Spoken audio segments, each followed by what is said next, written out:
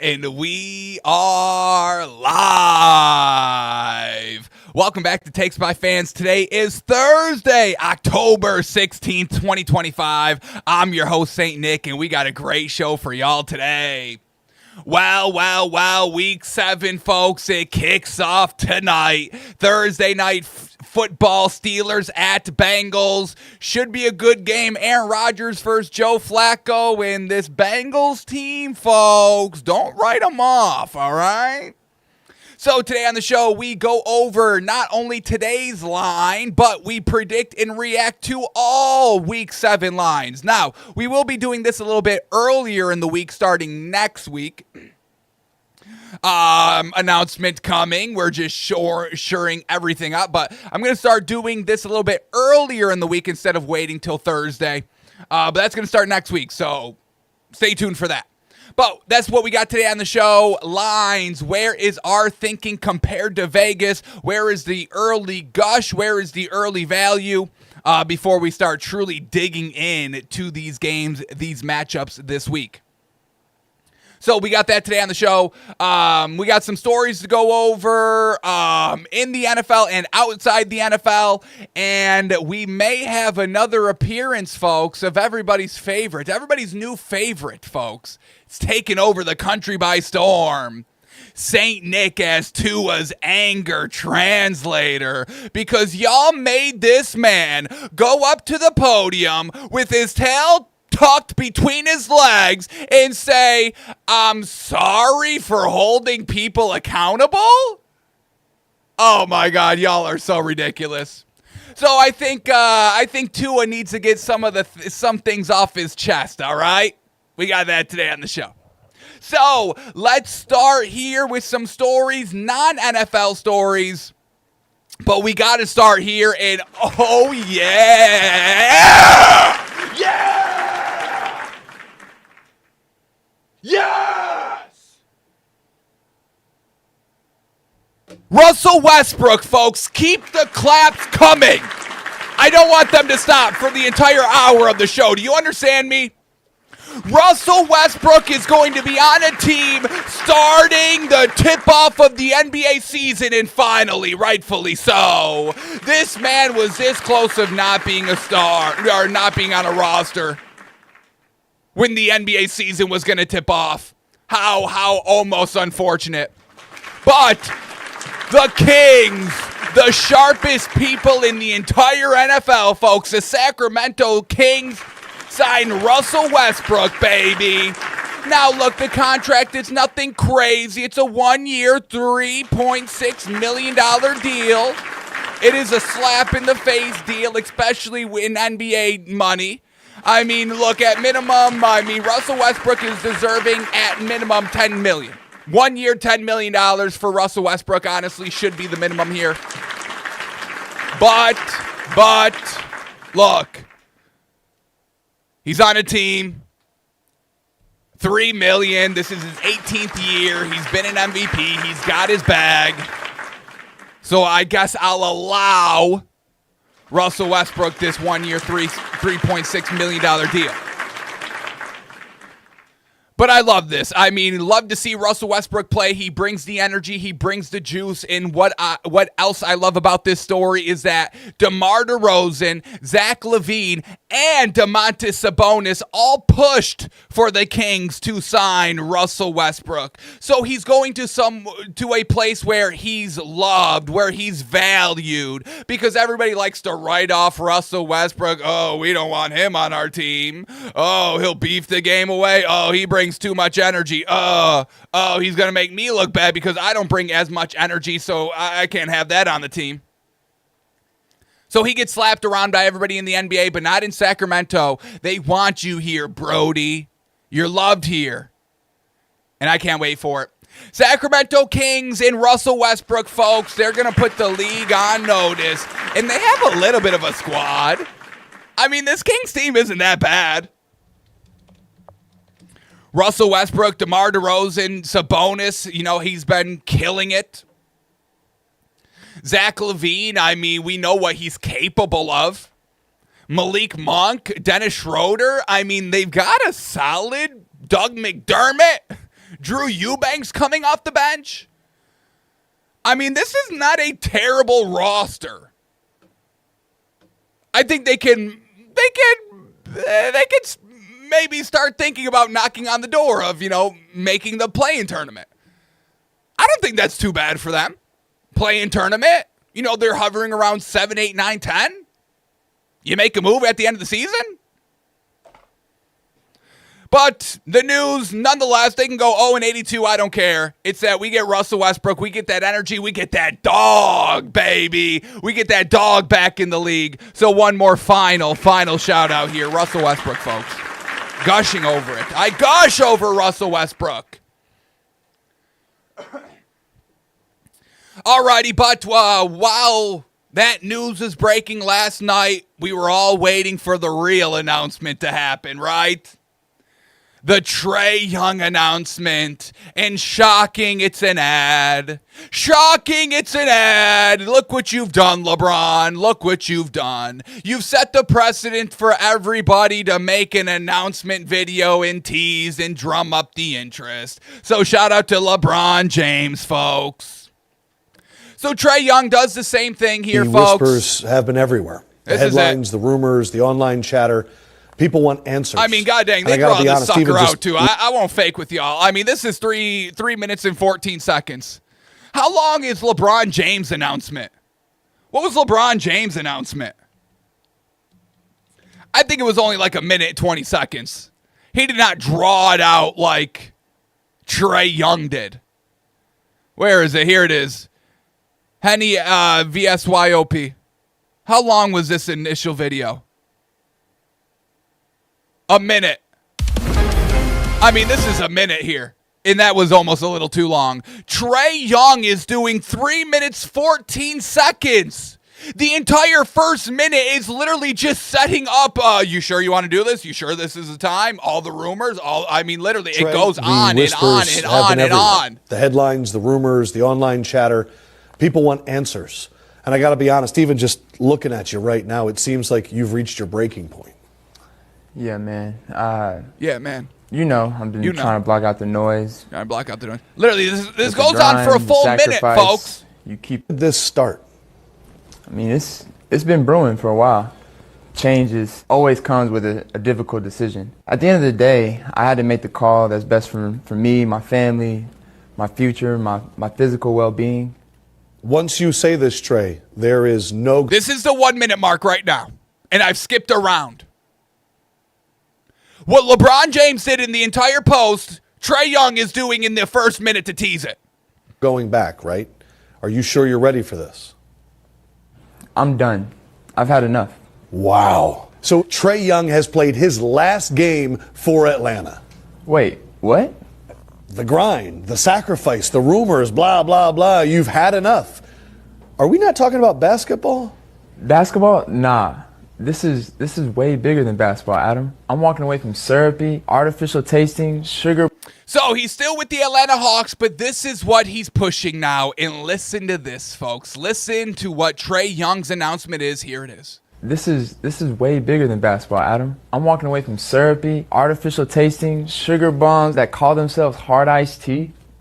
So you're telling me this entire time you were not leaving Atlanta. You were leaving sugary hard teas.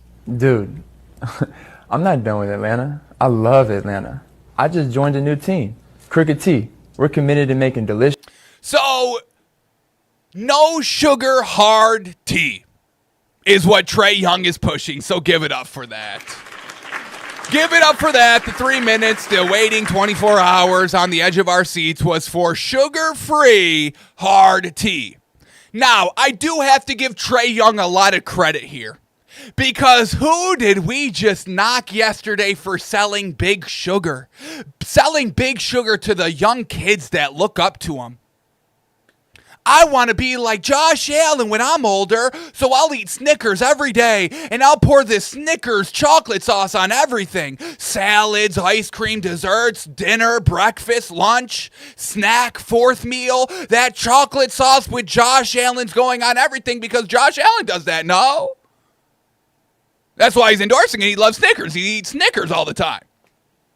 So while everybody is going to big sugar money, the devil money, if you will, Trae Young says, no, get the sugar out. I want healthy alcohol. And I think that's something we can all stand behind. Yes, folks? Healthy alcohol.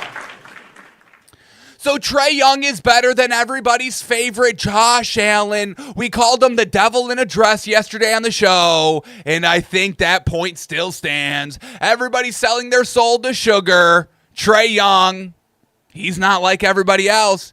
They not like us. They not like us. Mustard! Sugar!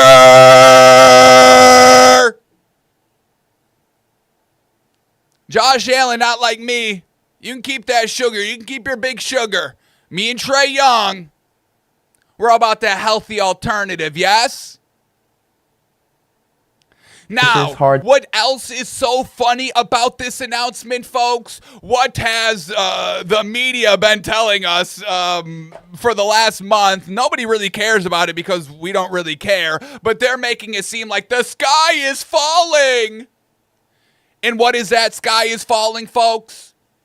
It's that young people aren't drinking alcohol anymore. All the reports, these beer companies, these alcohol companies are starting to lose so much money because the younger, new generation just isn't interested in drinking. And that's why we get these videos, folks. I'm going to tell you, these videos are coming from Big Alcohol. I don't know. This isn't a conspiracy. This is fact, folks. I'm telling you. LeBron James, his announcement, Hennessy. Trae Young, his announcement, sugar-free hard tea. I'm going to tell you right now, if you're drinking alcohol, you don't give a fuck about sugar. It's just what it is. Nobody that's looking for alcohol is truly nitpicking. Oh, the calorie. I really don't think. I know 1-2 people out there would be like, well, I do it. You're not the market, okay? You're not the market. So that was Trae Young's big announcement. He's better than Josh Allen, but he's still selling out for Big Alcohol. Unfortunate. Let's look at me. Why can't I get sponsored? That's the true thing. I mean, all I drink on the daily is Aquafina. That's it. Water. Room temp. I don't even put it in the fridge. Stop with the chill of water. It's too much. Does an ice cold water hit every now and then? Yes. But not every time I want water, okay?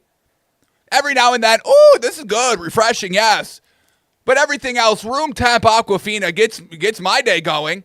I can't start my day without taking a nice, refreshing sip of Aquafina. That's water, baby. Aquafina, hello. I have a Prize Picks promo code now. What's up with that? Can't get an Aquafina sponsorship. Use promo code St. Nick for Prize Picks, folks, when you go to sign up. Bink, bop, St. Nick, STNICK, St. Nick. No big deal. All right, let's keep moving on here. It does work. Don't disrespect me. All right, let's keep moving on here. Last night, we're going to shift to hockey now. I know, crazy. We don't talk a lot of hockey here on the show. I'm a fan of hockey. Love the sport. Love the finesse of the game. It gets slapped around. I mean, even ESPN that has the rights for NHL hockey, even everybody on ESPN, they're like, nobody watches this. Real bizarre. But last night, ooh, it won me over, I'll tell you. The Utah Mammoths unveiled their new mascot last night, and I'm all about it. I'm about to be a fan. I'm about to be a fan of the Utah Mammoths. The new Mammoth mascot, Tusky, has arrived, and check him out. I mean, is this not the best looking mascot in all of sports? I mean, this is it. This takes the cake. Football, basketball, baseball, anything. College football. The Oregon Duck. This is better than the Oregon Duck. And I don't care. Absolutely brilliant. Literally everything. The tusk, fantastic. The colorway, fantastic. The overall head look, I mean, you don't get any better than this. So shout out to the Utah Mammoths for getting it right. And really shout out to hockey. They've been getting it right really recently. They've had their new expansion teams. The Vegas Knights, very good in my opinion. Good name, good overall energy. Same thing with the Seattle Kraken. I think they fit in very well.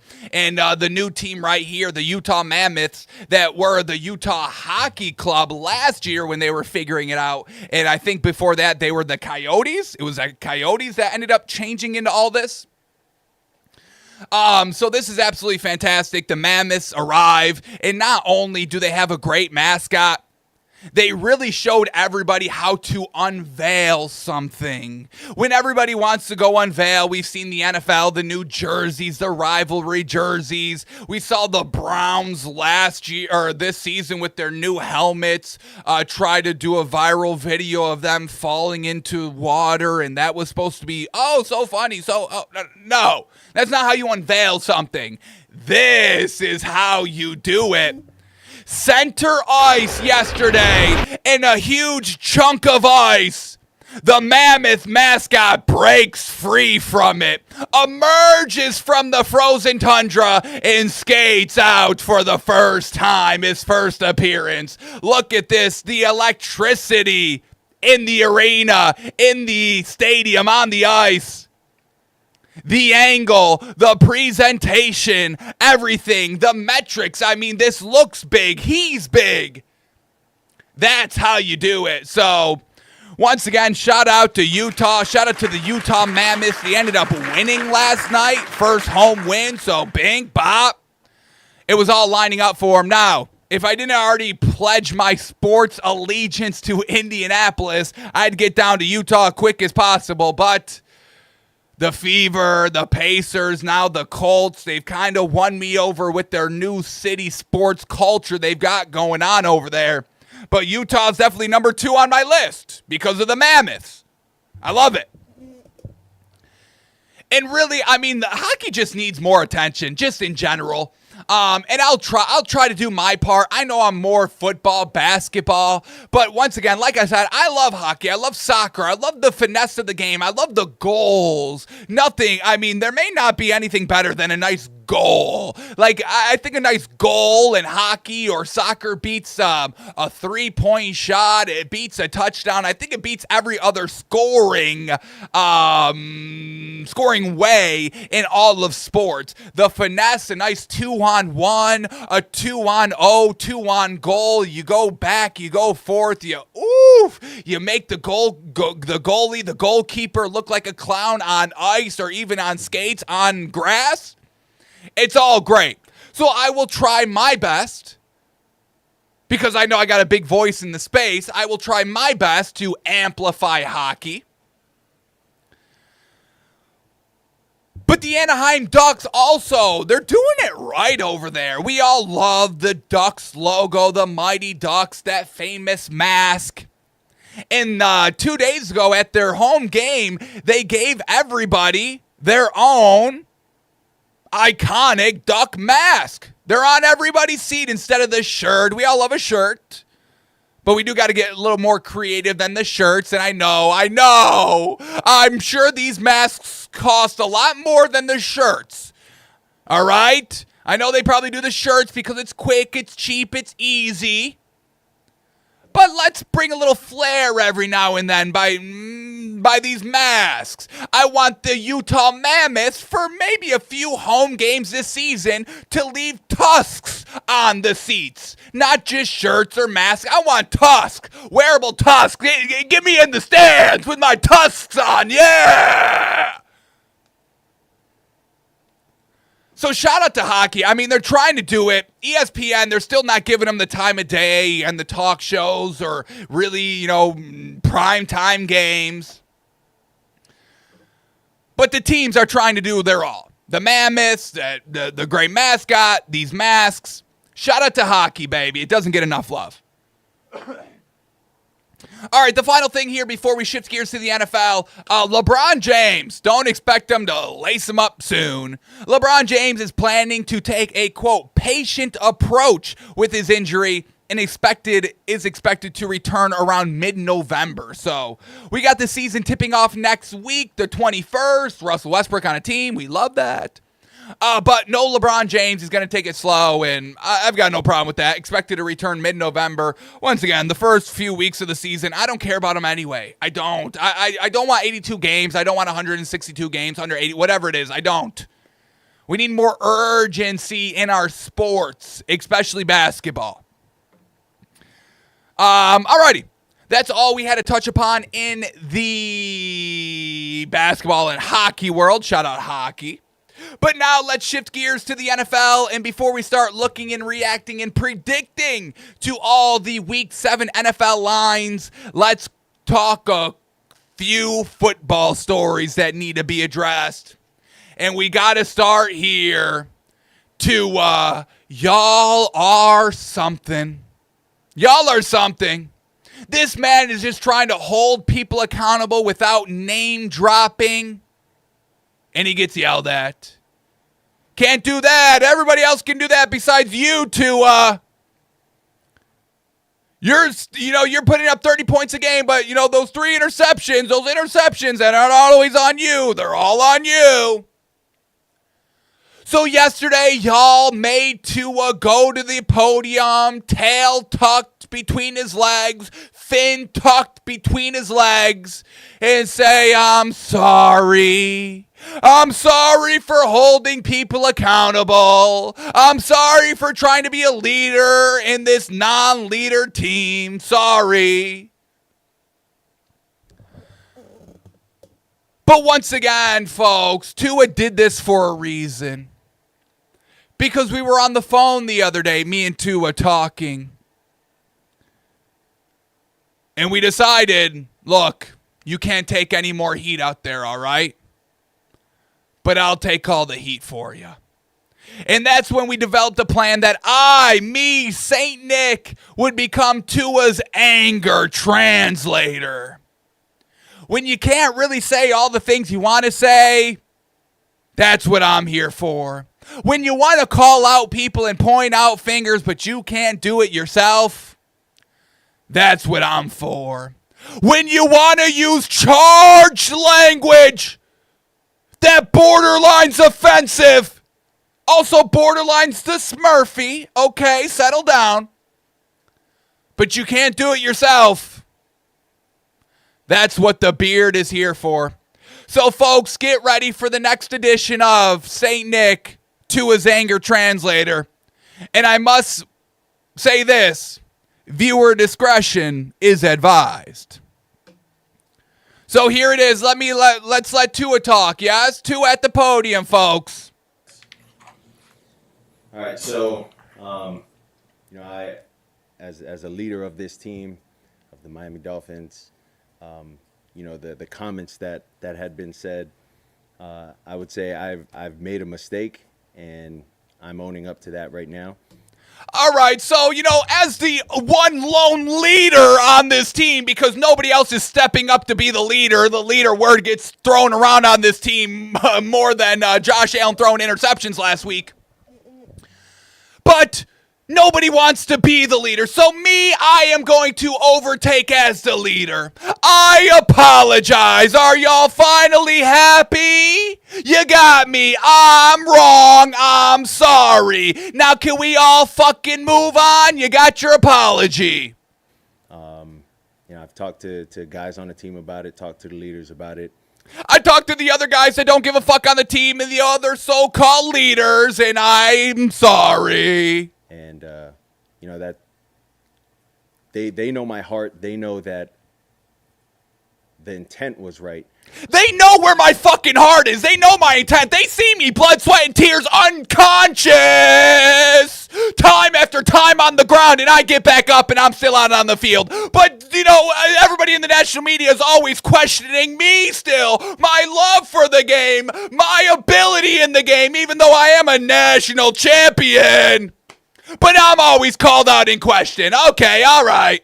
But no matter the intent, Doesn't matter what the intent is, they say. Intention. the intent can be right, but The intent is right because I am right.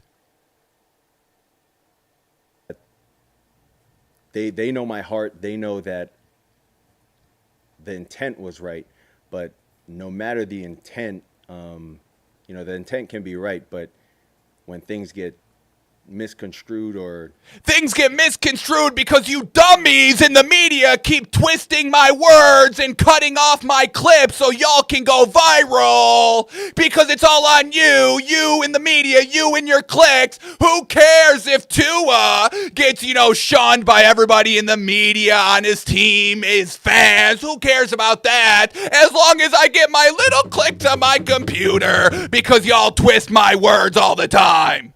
however the media wants to portray it. However y'all dummies want to portray me, I guess that's how I have to live now. I have to shut my mouth, apologize, fin between my legs, and let this beardo keep yelling at ya.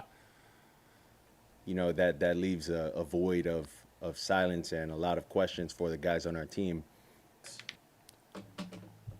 So that's what Tua really meant at the podium. He's not sorry. Fuck y'all. And then, we get this other quote by Tua. Listen to him, and I'll tell you how he really felt. Well, I would say that's something that, rule number 1, protect the team. That's something that I think we should be keeping in-house. So Hey, dummy, did you not just listen to me for the last 2 minutes after I said I'm sorry? We're keeping everything in-house. I'm quote-unquote protecting the team. Even though my own offensive line never protects me, I have to protect the entire team. So I'll keep my mouth shut. We're keeping everything in-house. You ask me another question, I'm keeping everything in-house. That's my answer now. So, y'all got your wish. Y'all wanted Tua to shut up. Tua's gonna shut up. But my mouth is bigger and opener than ever before. So get used to it. This is what y'all wanted. This is what y'all will get. So, that's what Tua really meant yesterday. He didn't really mean the apology. He didn't mean it. But he just had to say it. And everybody in the Dolphins media, they're all saying the same thing. Bradley Chubb saying, hey, we're keeping everything in-house. We handled it how we do, At the end of the day, we like to keep that in-house. At the end of the day, we talked about it, had a conversation about it, but to the extent of it, we're just going to keep it in-house and learn from it and grow from it. So, everybody can stop asking. I know we're the talk of the town all the time. Okay, keep our names out your mouth, all right? But that's where we are. All right, y'all got your wish. Tua's going to stop talking. And let's wrap up this Finn talk here quick. Jalen Waddle has kind of been talked about as a potential name. We know we're getting close to the trade deadline here, and we know some teams are going to, make moves if they think, this is a playoff caliber team. We're just missing one piece. And we're hearing that some wide receiver needy teams, some wide receivers that they're keeping a name on are Chris Olave, Jalen Waddle, and Jacoby Myers. So keep an eye out for those names. For the Saints, once again, we keep hearing that Spencer Rattler, he's a franchise quarterback, but the Saints wanting to get rid of their playmakers. Same thing a little bit here with the Dolphins. And look, we can't get rid of Jalen Waddle until we start using Nick Akeem Westbrook. Like, I don't understand why he's got no targets, why he's not getting any action. The man's like 6'4", 6'5". We know Tua likes a tall receiver. Do we not see all the throws going high? Do we not see that Darren Waller's our best playmaker and he's a tight end, but he's tall? Do we not understand that Jonnu Smith was our best receiver last year and he was a tall tight end? Is this not clicking for anybody in the front office or Mike McDaniel? Because it's blaring out to me every time I watch this team, and Nick Akeem Westbrook is still not a main focal point of this offense, even with Tyreek Hill going down. So I wouldn't mind moving Jalen Waddle. I know y'all gush about him. I'm not as high on Jalen Waddle as y'all are. But until we start bringing other wide receivers into the action, we're not going to miss the only other playmaker on our team. Shout out to Von Acham. So keep an eye out, folks. Giants, Chiefs, Chargers are some kind of, watch out for some buyers at the trade deadline. Also, the Steelers looking to add another kind of wide receiver into the mix as well. And I think the Steelers are a little desperate. Watch for them to maybe overspend, overpay for a receiver to pair with DK Metcalf and Aaron Rodgers. And I would say that the Steelers would be the first to make a move, I do believe, at the deadline. All right, let's touch upon this because this story, this narrative has kind of been running wild on social media. And it has to do back to Jared Goff's catching touchdown that was negated. And why this is such a big story is because there was a lot of people with money on Jared Goff, touchdown scorer and anytime touchdown scorer. Like literally my entire social media feed that day was, hey, this is great value. You got to bet this. This is great value. You got to bet this. Very weird how everybody was on Goff. Then we get that play happening. Then it was called a touchdown. Then there's about a minute and 26 seconds that go by. Then the flag is thrown. Gets nullified, gets reversed, and that's what's causing all this outrage. Now, we're also having a little bit of the he said, she said game here. But I just want to say, at the end of the day, the call is correct. He was not set. That was a legal motion and should have been flagged and was the correct call. That is the overall baseline takeaway here is that the refs, at the end of the day, got the call correct. Now, why everybody is in an uproar, no pun intended, with the Lions, is that where did this call come from? Dan Campbell said that the penalty in the overall reversal came from New York. And the ref after the game said that it did not. So that's where everybody's losing their minds. Where did this call come from? Even though it was the right call, they just want to know where it came from. Dan Campbell said the ref told him it came from New York. And we get the pool report after the game with the ref saying that was not the case. The question asked by the reporter to the ref in charge said, quote, what kind of help or assistance, if any, did you have from the replay assistant in Kansas City or from New York? The ref said, quote, we did not have any assistance from Kansas City or New York. Question again. So that was just a discussion amongst the crew itself. Quote by the ref, that's right. So the ref said, hey, we just discussed it. We didn't get buzz. We didn't get advice from anybody else. It was just our discussions. Dan Campbell says otherwise. We see Jared Goff on the broadcast here. You can kind of read his lips and read his finger, kind of saying, hey, did you get that call from upstairs? And he points up upstairs in New York. The ref does one nod. Not kind of in like a yesing motion, but it was one nod, and we can't really see his lips. And once again, this is just fueling that as well. But at the end of the day, they did get the call right. The rule right here itself, it is legal for a T formation quarterback to go in motion, whether he has placed his hands under center, on his knees, or on the body of the center. So his hand position did not matter. We talked about that when we were going over the game. We did think that it all kind of depended on, did you put your hands under center first or not?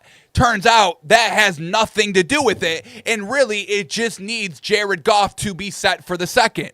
Continuing on here with the rule, however, it is a false start if the action is quick and abrupt.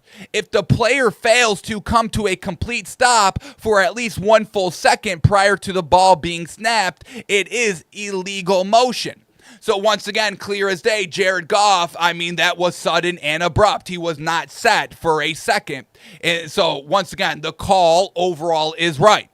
And once again, I think a little something people are missing here is that this was a scoring plays. And we do know all scoring plays are reviewed from everybody. So I think people are getting hung up on, well, this call, did it come from the top or did it not? And these refs saying, no, it didn't really come from the top, because all scoring plays are reviewed. So they're looking at this regardless if a call came from the top or not. And I think that's where people are getting a little confused. It was a scoring play. It was going to be reviewed regardless. And Jared Goff's action was also going to be reviewed regardless as well, because pre-snap motion is still a flaggable offense even on replay. So, little controversy online. That's not a controversy. People are just kind of getting caught up in the semantics of things. I get it doesn't look great, because once again, we do have this week a study conducted by UTEP, the University of Texas El Paso. The University of Texas El Paso showed that the NFL referees are favoring the Kansas City Chiefs. What we've all kind of had a hunch, a little feeling, what we've been seeing for the last few years. So we had this call, a little questionable, a little fishy on how things went about. The same week, a study proving what we've been seeing over the last 8 years has kind of been backed up by data. So it's just not a great timely look overall by what's going on. Now, this is a little interesting. This report, this study is a little interesting. Now, I do just want to say, I know a thing or two about data. I know a thing or two about big data. I went to school for data, computer information systems. Wasn't big on the coding, a little bit more in the database, building a database with big data. Taking all that big data and trying to use that data to figure anything out. What can we infer by this data? And I'll tell you, you can make data say whatever you want. You can make data say whatever you want. Whatever you want your conclusion to be, you can find data to support it. I'm telling y'all that right now. I think this is very important for everybody to know. Any study can show really whatever it wants by nitpicking data, by getting rid of data, not including data, not truly being true on what the data says. All right? I've got a little experience, all right, folks, in data. Data and sports betting and entertainment. Those are my three things I can do okay. So I am a little weary on this report because right here, I'll read a little bit of it. A research study conducted by the University of Texas El Paso, a public research university, suggests what we are feeling and thinking isn't an anomaly or coincidence. Yes, the Kansas City Chiefs are receiving favorable calls in the biggest games. This is what I'm talking about right here, this line. A database that spans more than 13,000 penalty calls from 2015 through 2023, researchers found that, quote, postseason officiating has disproportionately favored Patrick Mahomes and the Chiefs, coinciding with their rise as one of the NFL's most marketable franchises. Now, a database that spans more than 13,000 penalties from 2015 through 2023. Now, what is this? Now, what do we know from 2015 through 2023? The Chiefs were good through that time. Refs or no refs, okay, take the penalties, take the refs out of it. These Chiefs were always in the playoffs. They were always getting to the Super Bowl. They were always having multiple playoff games, okay? Compared to the rest of the field where we have half the teams not even sniffing the playoffs between this span. 90% of this team not making, the playoffs back to back or, multiple times during this spread. So the data is going to be a little skewed a little bit. Because once again, the Chiefs you took a sample size from when they were always in there. When also the penalties also were kind of arising. So I would like to get my hands on this data as well. I just want the data. That's all I ask for. When all these studies come out, I just want the pure data. That is it. Do not give me the data with your notes. Don't give me that. Give me the pure, raw, big data. Okay? I can handle it. Let me see the data. So that's all I'm saying. I'm not saying this report speaks for or against this. I just know that data's a tricky fucker. It's a tricky beast, okay? And not only that, this also makes the study a little fishy itself. Because one of the independent researchers named in the study, his name is Ted Dishman. Ted Dishman. And it turns out Ted Dishman is a huge Steelers fan. So once again, something else to maybe muddy the waters. You can make data say whatever you want to say, and people have some bias sometimes. Especially a Steelers fan that kind of, their last hurrah was kind of brought down by the Chiefs. Yeah? In his Reddit history, he's got tons of Steelers posts. He also has a Florida State connection to the UTEP professor. This study was brought to you by 6 touchdown passes in Pittsburgh and a hashtag better than a bye, a.k.a. the Chiefs stomping the Steelers in the playoffs in 2021. So maybe a potentially angry, upset Steelers fan trying to get his revenge with this. So, do I agree or disagree? I don't really know either way. All I know is that they're using big data, and one of the independent researchers is a Steelers fan. So, we'll see what else comes out on this story. Everybody's making it a big deal on social media. And I don't really know what to make of it. I really don't. I try not to say sports are rigged. It's hard to say sometimes. I get it. I just like to imagine that sports are fair. And, silly old me, naive old me, I know. But I would love to live in a world where all sports are truly fair. That's my America. St. Nick for president. Alrighty. Is that it? Is that all we got? All right, two last things to touch upon. 3 last things. I got to shout out the Bills. I know. I got to shout out the Bills today.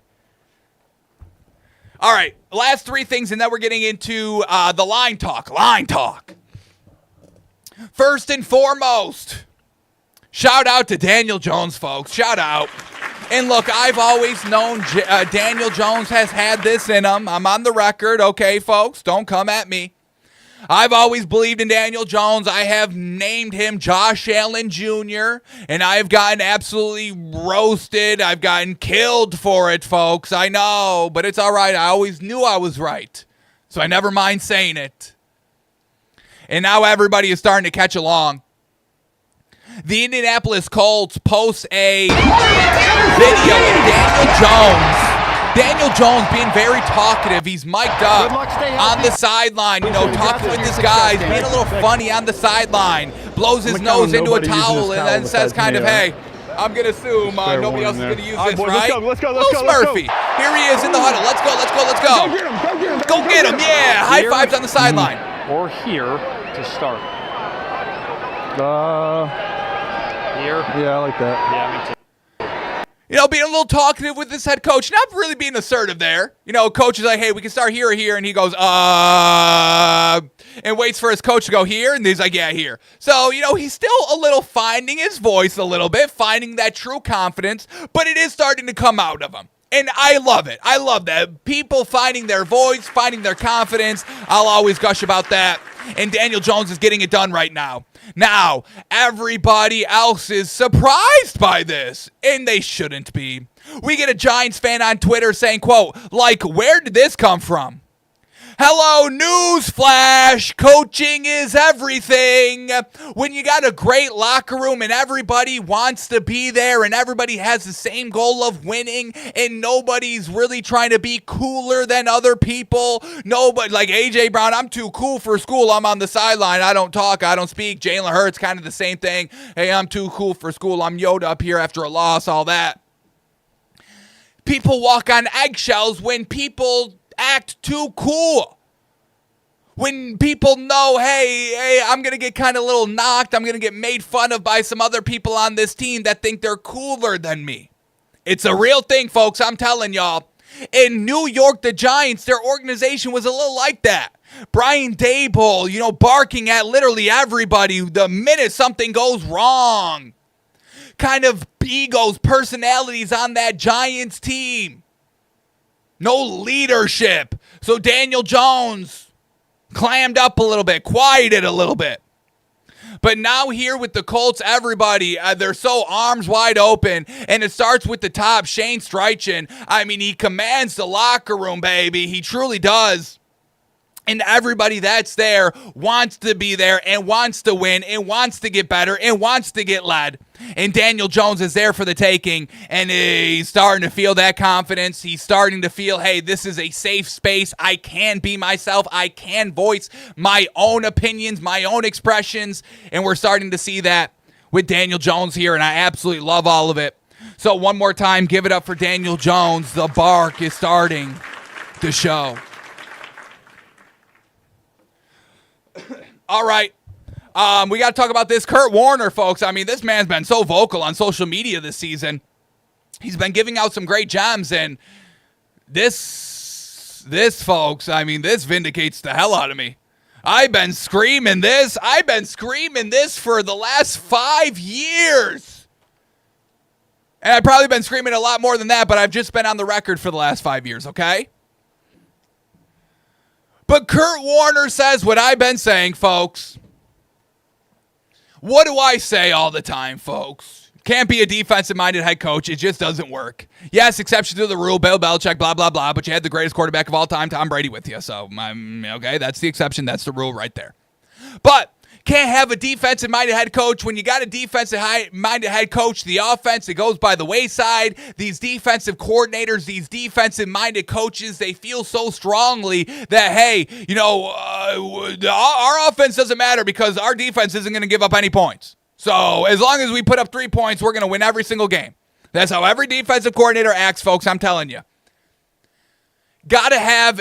Really, look, I just want a head coach that's a leader of people, but if it comes push to shove, you got to go offensive-minded head coach because we got to put up points in this league. I know everybody likes to say defense wins championships. Well, you're not getting to the championship if you're not putting up points, if you don't have a reliable offense.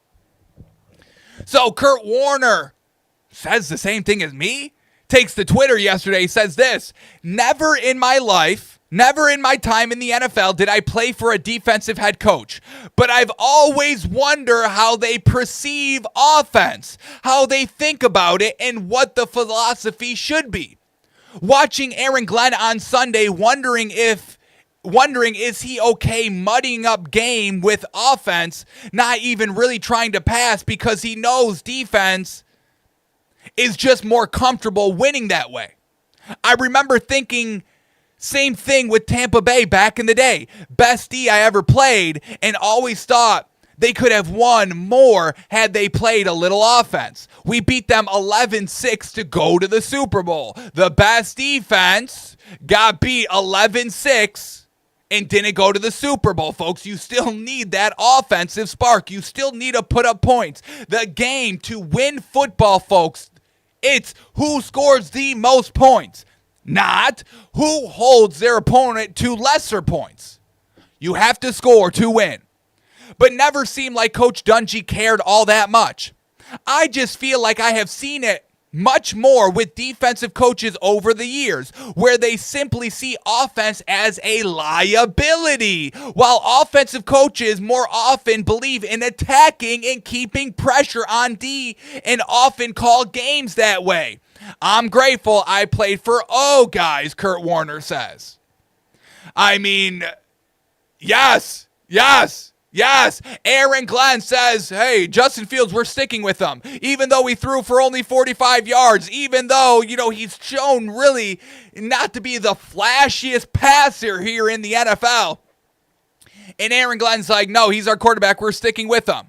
Does it matter, even though reports are coming out that, everybody believes that Tyrod Taylor is the better quarterback? Defensive-minded Aaron Glenn doesn't believe so and doesn't really care. He doesn't care who the quarterback is because in his mind, it doesn't matter because we're going to win games with our defense anyway. So I don't care who our quarterback is because the result at the end of the day is going to be the same. We win and lose by our defense. And Kurt Warner has had that inclination, a quarterback, somebody that's played in the NFL. So yes, I will bow. I will take my bow. I will take my vindication. Thank you. Check, please. All right, and let's end here. The stories here, shouting out the Buffalo Bills. Their new stadium, they finally did something right. The Buffalo Bills are adopting a grass turf hybrid that's kind of the new wave, the new future here. It's used by the Packers. They like it over there in Lambeau, and they're implementing it here in Buffalo. Now, why this is a great thing? Well, it's great for the athletes, for, potentially no more significant big injuries, knock on wood. And also it's just more comfortable playing on kind of this surface. Also, why this is a great thing is because it's not the most cost effective, but it is what is right for the players in the sport. And being up here in Buffalo, it's going to be tough to maintain it. With having 4 true seasons in those brutal winters, it's going to take, it's going to take some funds to take care of this field. But you're a fucking NFL team making millions upon potentially billions of dollars of profit every single year. You can invest in your turf, okay? So for all they do wrong here in Buffalo, the turf, they do right. So shout out to the Buffalo Bills for the great field. Alrighty.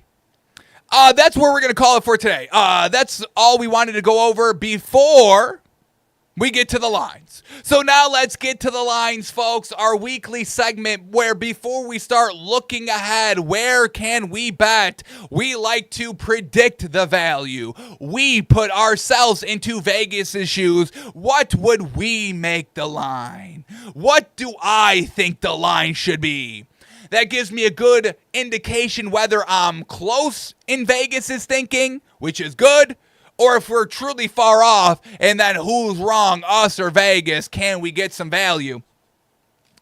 So without further ado, let's get into it. Take it game by game, and let's start with tonight's action. Thursday night football, Steelers at Bengals. Now, we get Joe Flacco versus Aaron Rodgers, folks. And look, Joe Flacco, he's going to sling the ball around, but what do we know about Joe Flacco? The interceptions are inevitable. And with the Steelers defense ramping up over the last 3 weeks, exactly when we need them to, once again, The season is taken in quarters, folks. This is by teams themselves, coaches themselves. The first 4 weeks are gone.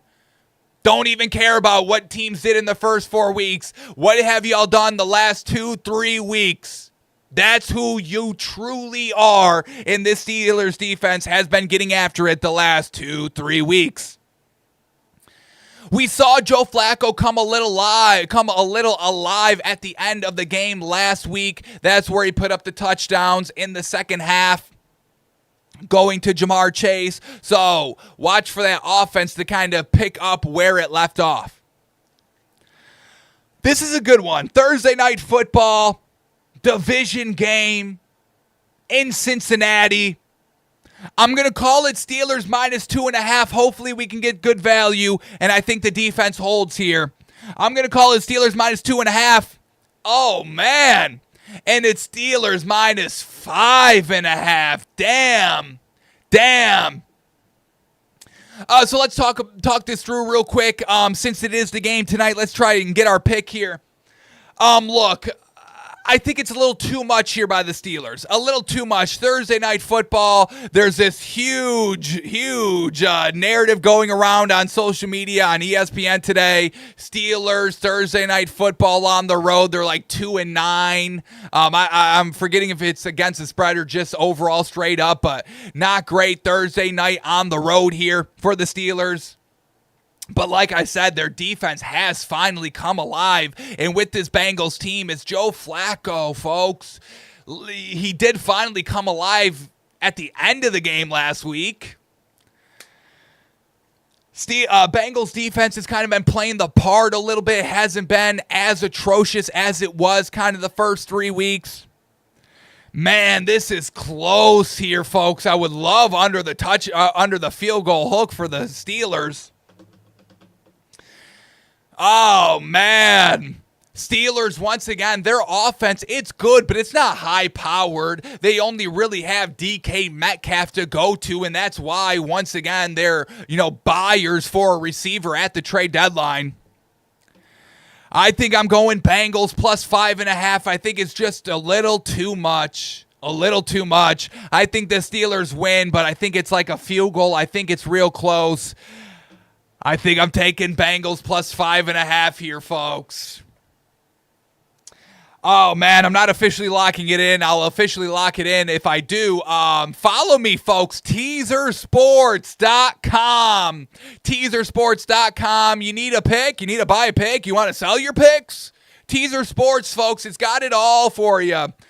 If you want to cap, if you want to pay cappers, it's all there for you. Teasersports.com. TEASERS Sports. 2 S's, double S up there. Teasersports.com. Look me up, St. Nick, folks, and buy the pick for tonight, yes? All right.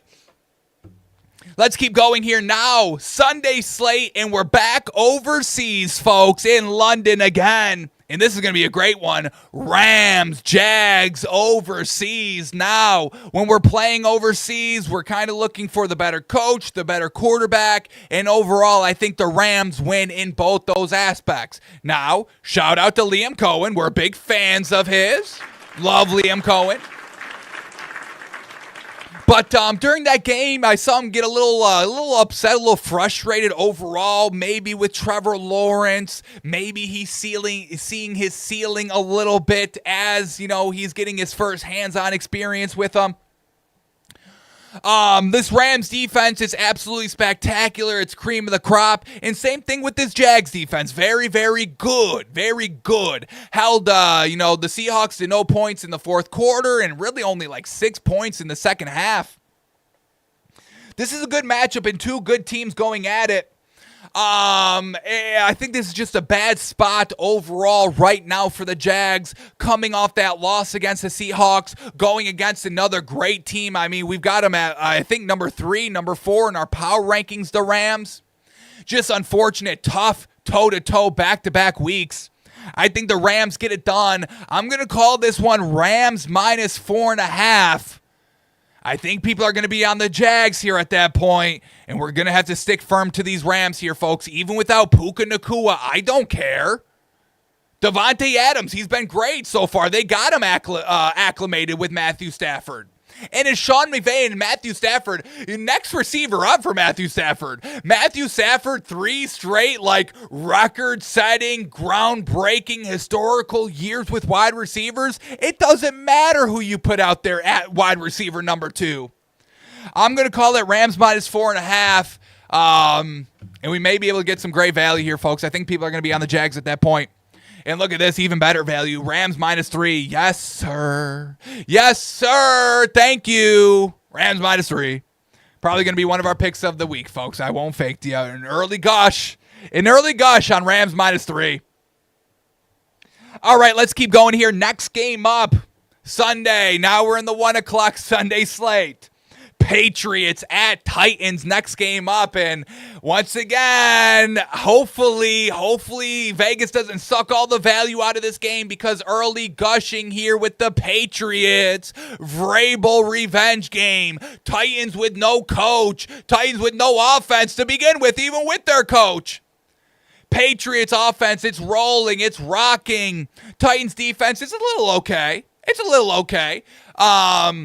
We saw the Patriots kind of struggle to score in the second half last week against the Saints on the road. So, maybe we see a little bit of the same thing here where Patriots front-loaded offense. But at the end of the day, it's Titans, folks. They've got nothing. The only thing that can trip us up here, folks, really is just, that 1 week mojo. You fire your coach, you get a little momentum, a little light at the end of the tunnel. You get that for a week, and then it dissipates quickly. So that's really the only thing I can see going, quote-unquote, wrong in this game if we're betting the Patriots. But this one shouldn't be close. I'm going to call it the disrespectful Patriots minus 10.5 on the road. Hopefully we don't have to swallow the touchdown field goal hook, but let's see. Ooh, Patriots minus 7? Okay, that's fine. Yeah, easy. Okay. 1 score game? Yeah. Maybe buy it down to the hook. 6.5. Don't have to lose much value. I mean, that's great right there. That's a great spot. All right, we're liking that as well. Next one up, Eagles at Vikings in another game. Is this... Because so far I'm liking everything. Rams minus 3, Patriots minus 7. This next game I might be gushing about as well. Eagles at Vikings. Oh, baby. If you give me Vikings any sort of points, I am going to munch and I am going to absolutely gush. JJ McCarthy, Carson Wentz. I don't even care who's at quarterback. This Vikings defense, it gets no love, it gets no shine, it gets no talk. This Vikings defense is in the top 10, in my opinion, and of my power rankings solely because of the defense. Give it up for Brian Flores and for all my daily fantasy sports out there. Van Ginkel, get an interception for him, folks. With this Eagles offense, with Jalen Hurts potentially not being a big arm quarterback and having to dink and dunk in the screen game, Van Ginkel's going to be all over it.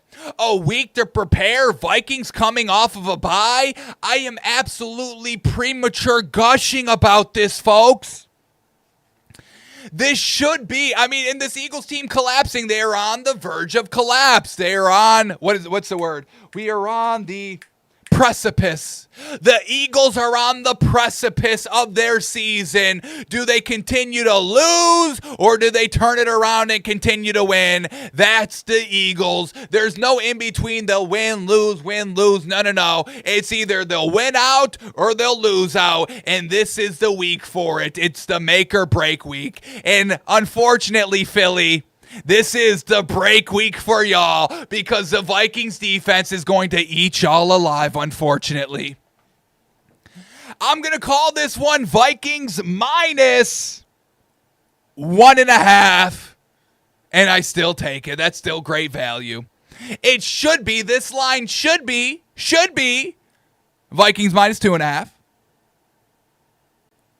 But that's just because the quarterback. But once again, I don't care. It's going to be Carson Wentz, but I don't care. I'm going to call it Vikings minus 1.5. Oh, gosh. I skipped the game. But it is Vikings plus 1.5, and there it is. Vikings money line, folks, at plus money. That's the value we're looking for. Get it before you can't. Vikings money line, folks. Last call for value. Woo! Doggy. Love it. All right, I misordered my game, so next game up is Panthers at Jets, and this is a chance for the Panthers to start really rolling, for the Panthers to really show what they're made of and what they have. You're going into New York. This is a favorable matchup offensively, defensively. And this Panthers defense, it's a tad sneaky. It's not great, but can be a game changer. This Jets team is so horrendous. It's so horrendous for everything. Offense, defense. Aaron Glenn's not a good coach in just this organization. It's something. It's cursed, or it's just so dysfunctional from top down. It will never get good. Once again, the thing that can spoil this play, this should be easy Panthers all day. The one thing that can spoil this is that the Jets are winless. No team's really going to go winless. They'll find their spark. This is a winnable game in their eyes, especially at home. But, I mean, there's nothing to love here about the Jets. This Panthers offense, I don't really know what the hell it is.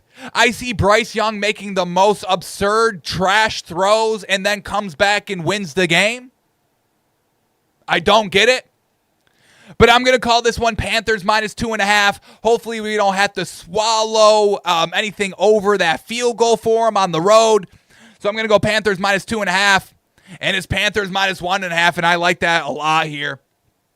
There's nothing to love about the Jets. There's really nothing. Can't bet them. Why would you bet the Jets? They throw 45 yards a game. That's atrocious. Bryce Young isn't great, but he's not throwing 45 yards a game bad. All right, let's keep going here. Next game up, we've got Raiders at Chiefs. I mean, this may be a max scroll. Is this a max scroll play? Chiefs minus 13.5. Chiefs minus 13.5 at home. Chiefs minus 11.5. Yeah, that's fine. I mean, Geno Smith, how many interceptions? Set the line, 1.5. I'm sorry I got to set the Geno Smith line of interceptions at 1.5. Can't give y'all any great value. I mean, this is a max scroll. I don't fuck division. It's Tom Brady. Patrick Mahomes is versing Tom Brady here. That's all Patrick Mahomes is thinking. Oh, Tom Brady's at the front office here of the Raiders. Okay, I got to get my revenge. He's beat me a few times. I got to get my revenge out on him. I mean, this is a welcome home game. This is a coming out game for the Chiefs.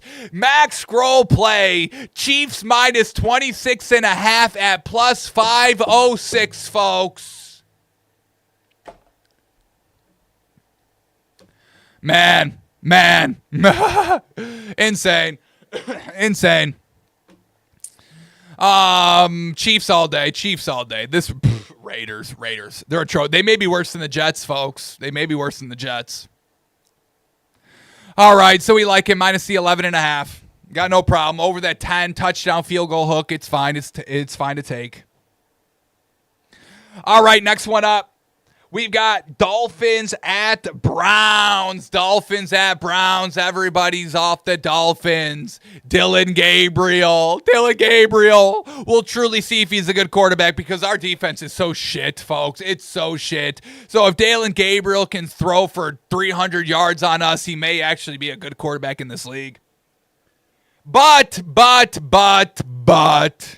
I think we can get value here. The Dolphins are going to win this game. I mean, folks, we have to keep these losses in perspective. We went toe-to-toe with the Bills. We've gone toe-to-toe with every single team. We've gone toe-to-toe with the Patriots, folks.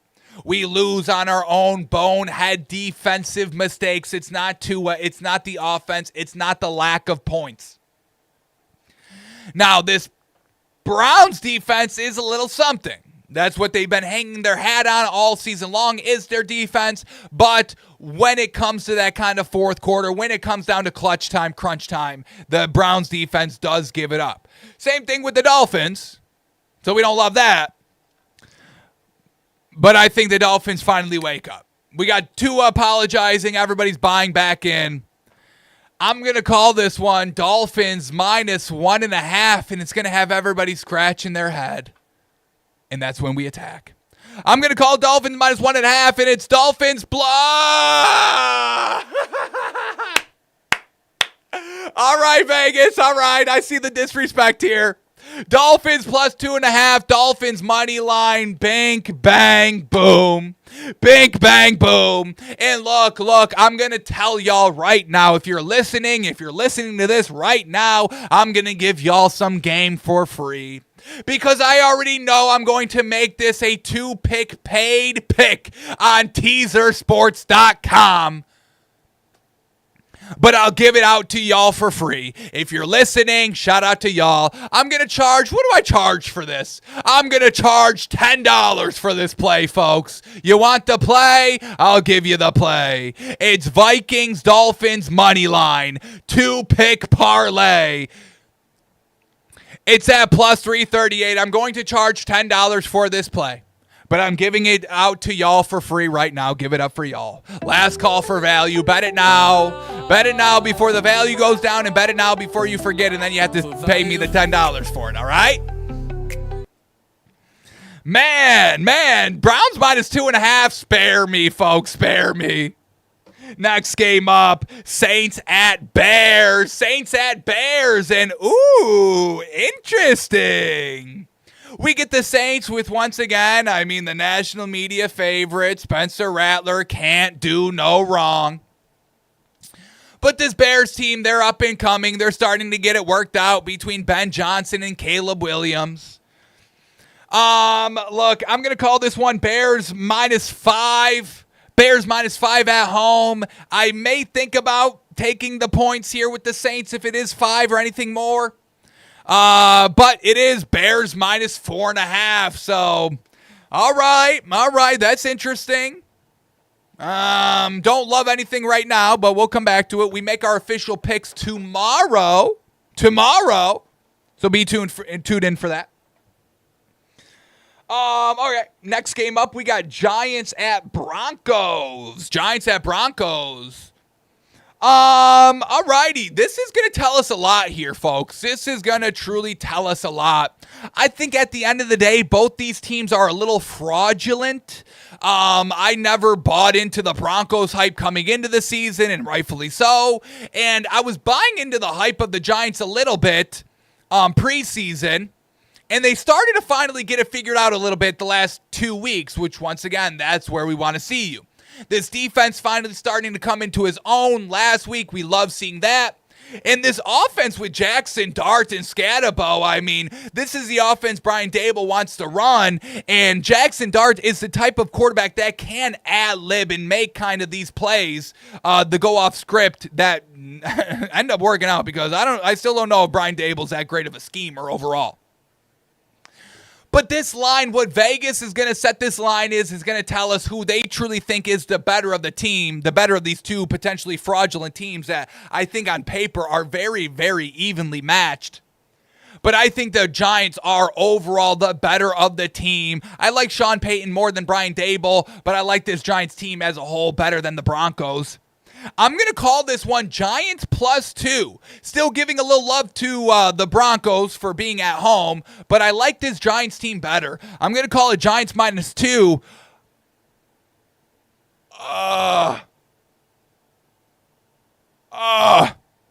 Giants +7. Broncos -7. Okay, alrighty. We got to pump the brakes on this game here. I want to gush over the Giants +7, but let's take it into the full picture here, folks. And that's why I like predicting before we look. The biggest knock on the Giants is that bad showing against the Saints. We've had one good, one bad, one good. On the road, that was bad. Up and down. All right, I got to do a little bit more investigating into this game. A little bit more on the sharps, where the money is. This is an interesting one here, folks. This is going to get a lot of people. This game is going to get a lot of people this week, and we'll try to come out on the sharp side of it. All right, next game up here, we got Colts at Chargers. Colts at Chargers, and we'll see, is everybody gushing over the Chargers after beating the Dolphins after they shouldn't have beaten the Dolphins? Is that the case? This Colts defense, it's slept on. This offense, we know, it's fantastic. And this Chargers team, once again, I know their running game, Vidal was running all over the Dolphins, but trust me, that gets nipped in the butt next week. Justin Herbert still, doing bonehead plays. We saw it against the Dolphins, and we'll see if we can get some good value here. I'm going to call this one Colts minus 3.5. I'm going to be truly disrespectful with it. And if it is Chargers getting those kind of 3+ points, I think people are going to be on it.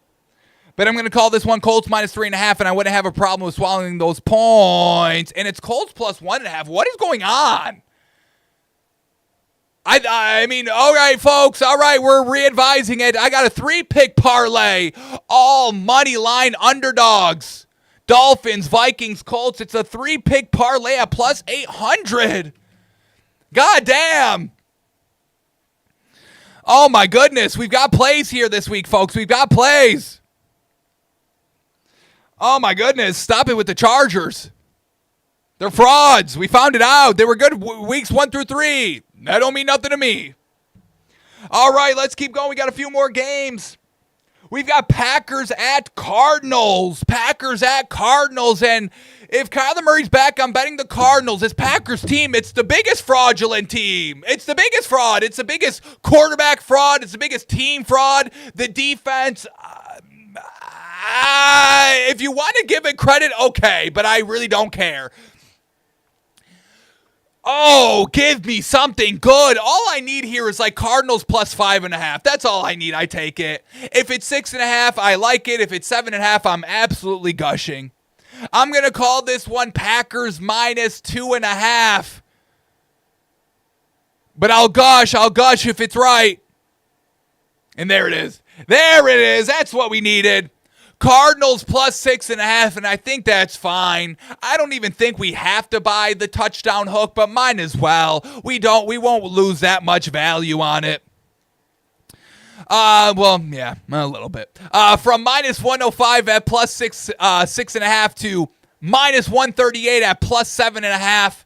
It may be fine to take. You put it in a parlay at plus 7.5. You don't even see the value you're missing. Love a nice little two-teamer. Love a two-teamer. All the upside of 2 singles with half the stake amount at risk. I mean, shout out to the doubles up there. All right, so Cardinals plus 6.5. It's an early indication. It's an early gush.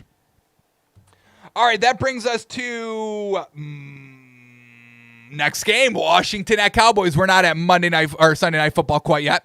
We got Washington at Dallas here. And look, this Dallas defense is so shit, folks. It's so bad. And I do not care that they are at home. They were at home against the Packers 2 years ago in the playoffs, and the Packers blew the doors off of them. Shout out to Dak. Shout out to George Pickens. George Pickens playing a lot better here in Dallas than I thought he would. And shout out to Schottenheimer. A lot better than I really was giving credit to him for in the preseason. Washington, they've got the run game with good old Bill, Jaden Daniels. I think this one can get ugly. I'm going to call this one Washington minus 3.5. I think they're going to draw the line in the sand with that field goal hook, and I'll take it. Washington minus 3.5, and oh, they don't give it to us. Washington minus 2.5, right under the field goal hook. So I absolutely love that. Sheesh. Shout out this Washington team. Once again, do not take the loss last week as a true loss. I mean, they were moving the ball all game.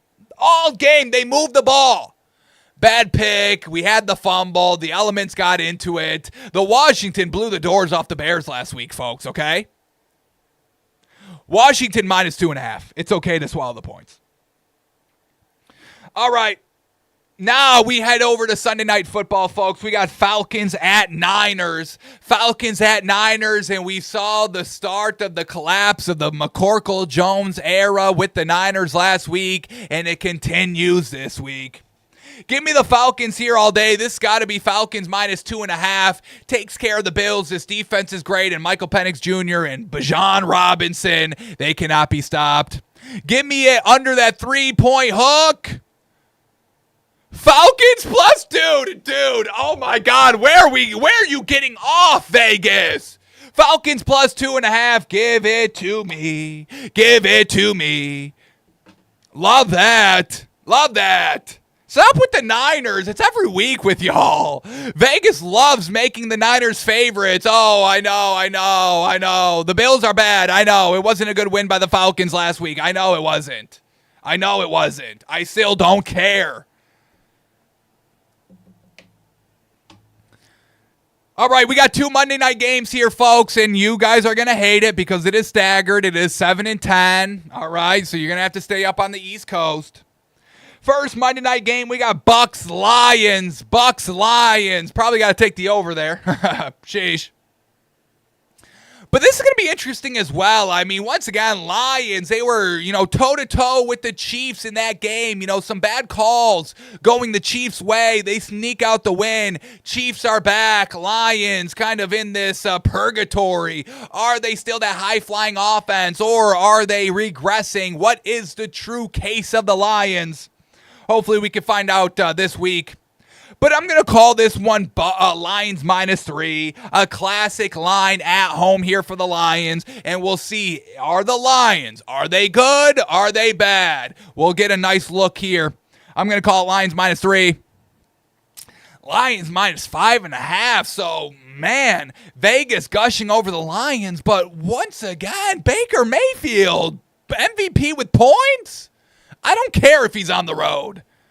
Give me the plus 5 there with the Bucks. This is a dog going into a Lions den.